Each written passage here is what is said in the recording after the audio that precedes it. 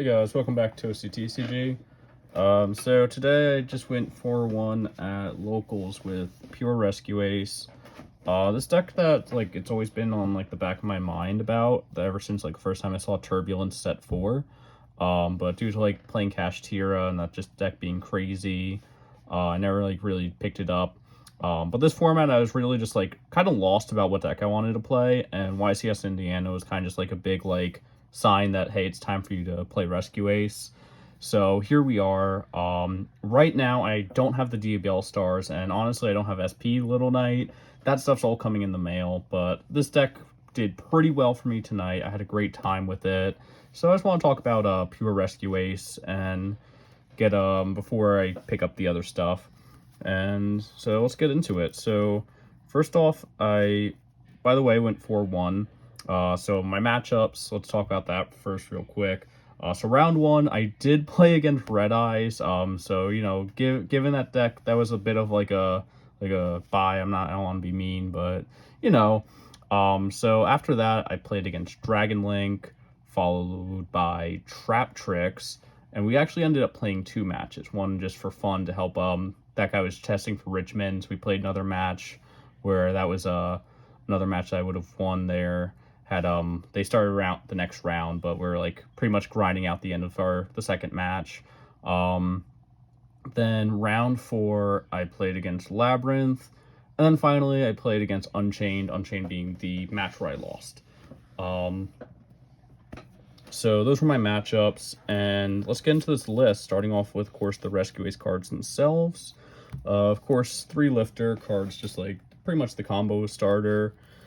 Nothing really, it's you really want to see lifter all the time. 3 hydrants.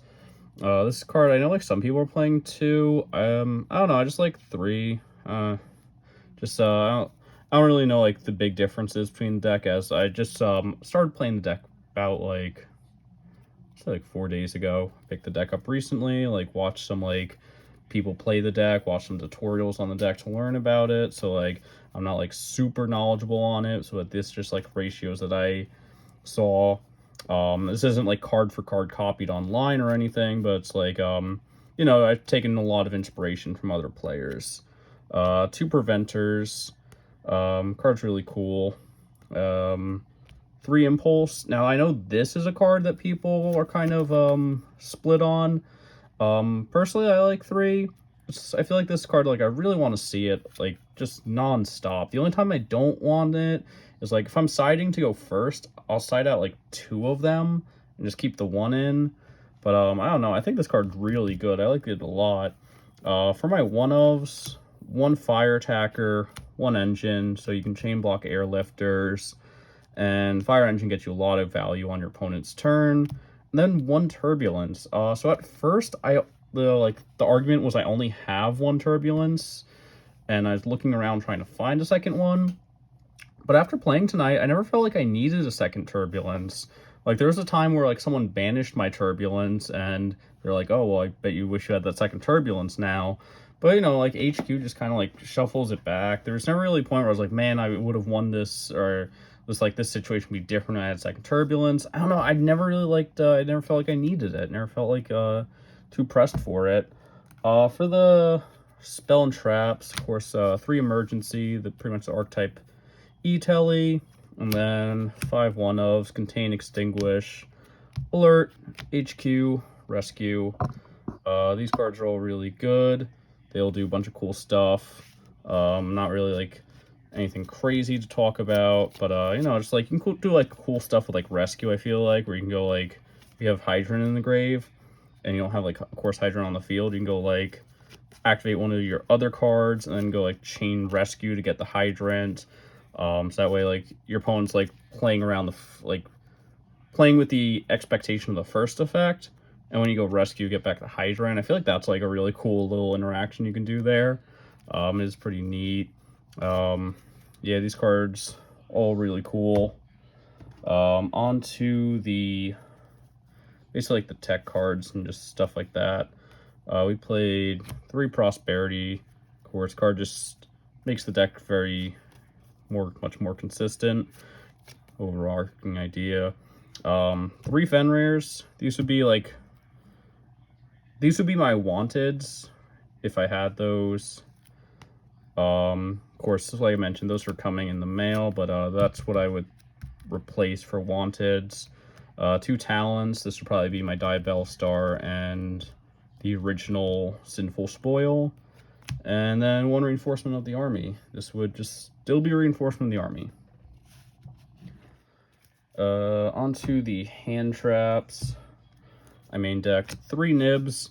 I feel like this is a format where it's really weird. There's a lot of the meta feels like combo decks right now. So I feel like you have to be main decking nib.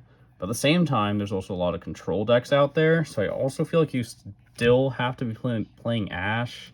It feels really weird. Cause it's one of these formats where if you're not playing Ash and you run to a branded deck or Runic or I don't know, I feel like it's I still have to play Ash this format. But I also feel like if I don't main deck Nib and you run Unchained or Dragon Link or Rika, the list goes on for both of them. So I feel like they're both still very necessary to be playing in the main deck. And then finally, 3 Infinite Impermanents, kind of like a nice little middle ground. Doesn't enable Thrust or Talent. You can hit combo decks with it fairly well. Yeah, so it's I kind of wanted to main deck Drool even, but I just wanted that even spread. If I were to play Drool, it'd probably be I don't know, cut one of each of those to play 2 Drools in the main and then have the 3rd in the side, something like that. But I feel like this was performed very well. Side deck. Speaking of 3 Drools, there's 3 Drools, just feels super necessary. 1 Lightning Storm, 1 Feather Duster, 1 Pankratops. It's kind of basically like my lab spread, things like that. Matches for that. I guess Makonko, just want to kill the back row. 1 of each just non-combo Beastial. I don't know how to explain. I'm just not playing Saronir. Saronir is more just you play it on Dragon Link. So these are just the 3 more generic feeling ones. I know most people just play 2 Druid Swarms. Honestly, I just didn't have one, so I'm just you know what, we're just gonna go 1/1/1. 3 Droplets. This just for matchups where you can't really use your Contain and Extinguish, matchups where it's there's things that can't be targeted or unaffected by, I don't know. I mean, if it was unaffected by card effects, you wouldn't be able to Droplet anyway. But just things can't be affected, can't be targeted, things like that. So just Droplet, of course, is there for. And finally, Solemn Judgment. My locals crew has finally we made this realization that my side decks are 12 cards and 3 Solemn Judgments. Almost any deck I played plays 3 Solemn Judgments in the side. I need to do more respect on these though. Maybe next deck profile you might see a playset of ultis, because if Solemn Judgment's that popular in my side deck, I gotta put a little more respect on it than super rares. Yeah, I love Solemn Judgment. The cards just makes you not lose. Onto the extra deck, I picked up the Cybers package. So in order of appearance for the combo, 1 Link Karibo, 1 Reaper-Docus, 1 Link Decoder, 1 Protect Code Talker, 1 Firewall Dragon, 1 Firewall Dragon Dark Fluid, Neo Tempest Terahertz. Then the targets to send off it are Cybers to Save Worm and Mirological Aggregator. I like this engine a lot. I'm pretty sure I did win into this nearly every single game. Every time that there was a chance to do this, it was really fun. There's some other options that you can play for your extra deck and Rescue Ace. There's Synchro, or there's a Zolde package. And you can play Synchro and you can play Zolde and just about anything. I wanted to play this because you make a really cool looking dragon, and not many decks I don't know what any other deck that makes this really cool looking dragon. So I just wanted to make a cool looking dragon. So I played the extra deck where I get to make a cool looking dragon that other decks don't get to make. That was pretty much the reasoning behind that. There's a lot of different options to go with, and I just saw the one where I make a cool dragon. Non-Cybers, Super Star Slayer, Typhon, Sky Crisis. This card didn't come up at all. A lot of people said there's like weird play lines where you make this guy. I just guess I didn't really see them. I think I actually made it like one time against Trap Tricks. That was kind of about it. I like ran it over something, then used it to get rid of the Sarah to leave them on an empty board. Otherwise, I don't know. It's cool, I guess. I don't know how to have like a real solid opinion to give on it just yet. Next up, Underworld Goddess of the Closed World. Again, this is just like droplets, just for like weird matchups where like Contain and Extinguish aren't putting in a whole lot of work, just so like I have outs to things. Instead of SP Little Knight, we do still have IP Unicorn. Once the SP comes in the mail, unfortunately this Unicorn's gonna take a back seat and get out of the extra deck. The IP, of course, will still stay in. Hita, I don't know, this doesn't really need an explanation. You make Hita, you steal something, you make something else. But I guess like the Unicorn did come up in a situation where I was like, I made the Hita, I took an Ash, I made it into a Unicorn. So like, I guess that was cool, but like at the same time, that could have just been SP Little Knight, do the same thing without discarding two. Topologic Trisbana.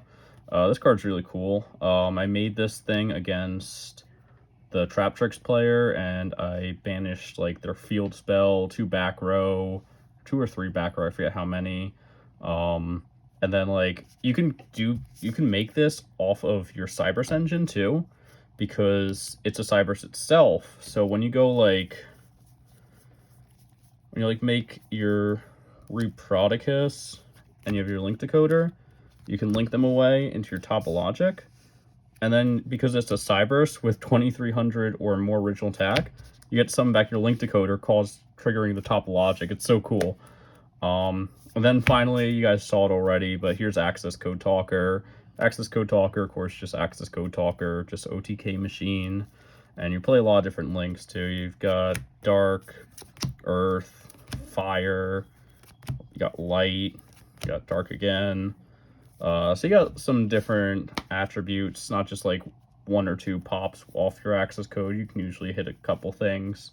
But yeah, that's my deck profile for this. So far I'm really enjoying the deck. Like, when I was looking for a deck, I kind of just like decided I'm just gonna find like the most like whatever feels like the most degenerate combo deck possible. And then when I saw like Rescue Ace in the top 4 just chilling out, just the mirror match in the finals, I'm just like, yeah, that's actually looks a lot of fun. And it was. The deck just feels really pushed though. These cards have so many just like effects and then just like added bonus effects just all stapled on. Which, you know, I'm not complaining, just it's a lot of fun. Deck just has like so much power going on for it. And I still feel like I'm playing control deck, which like at my heart I love control decks. They're my favorite type of strategy. But yeah, once I get the Diabellstar in, basically my cuts would be I'd be taking out the 2 talents and the 3 Fenrirs for 3 wanted, 1 Diabellstar, and 1 original Sinful Spoil. And then from the extra deck would just be cutting the Unicorn for SP Little Knight. So if you're looking for changes in the future, that's what you might see me on next time I do deck profile with this, if that actually happens. But I definitely expect to stick with this deck for a while. I enjoyed this deck a lot. I had a fun time. But yeah, let me know like your thoughts, opinions, things like that in the comments. And until next time, guys, I'll catch you all later.